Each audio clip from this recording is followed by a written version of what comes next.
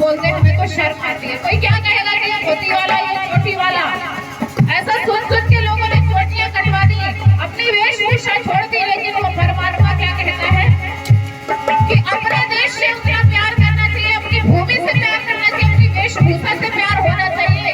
क्योंकि कवि ने क्या कहा, हर देश मेरा हो या मेरा हो, स्वदेश में चाहे निवास में चाहे भिक्षा के वेश में, होठों पे मधुर ओठ की पावन बनी रहे, ये दिल तुम्हारे प्यार से हरदम ढकी रहे।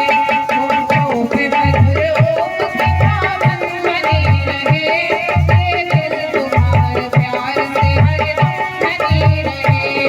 तेरी दया हर बात पर बनी रहे, ये दिल तुम्हारे प्यार से हरदम ढकी रहे।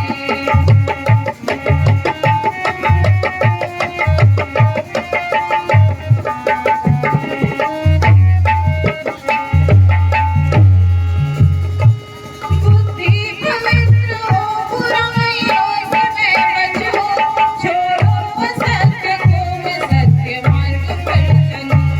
देखिए बड़ी सुंदर पंक्ति आई, कहा बुद्धि पवित्र हो और बुराइयों से मैं बचूं, छोड़ो असत्य को मैं सत्य मार्ग पर चलूं। आप दोनों में से कोई एक काम कर सकते हैं, या तो असत्य को छोड़ने का व्रत ले लीजिए या सत्य को ग्रहण करने का व्रत ले लीजिए।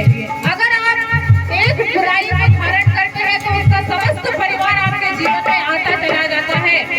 ईर्ष्या, द्वेष, लोभ, मोह, क्रोध इत्यादि अनेक बुराइयां एक एक करके पनपती चली जाती हैं।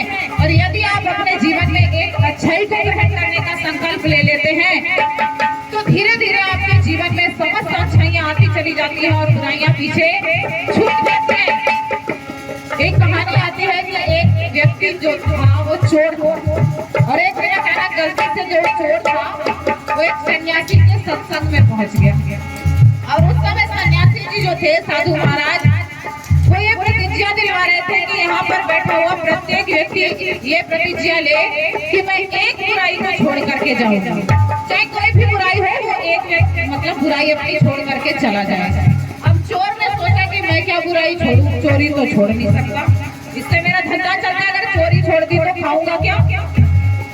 तो उसने साधु महाराज से कहा कि स्वामी जी मैं चोरी तो नहीं छोड़ सकता, अब आप बताओ मैं क्या बुराई छोड़ूं। तो स्वामी जी ने कहा कि तू बस एक व्रत ले ले कि तू कभी भी झूठ नहीं बोलेगा। उसने सोचा हाँ ये तो बहुत सरल कहा, मैं कभी झूठ नहीं बोलूंगा। और उसने सबके सामने ये प्रतिज्ञा ले ली कि मैं कभी भी झूठ नहीं बोलूंगा।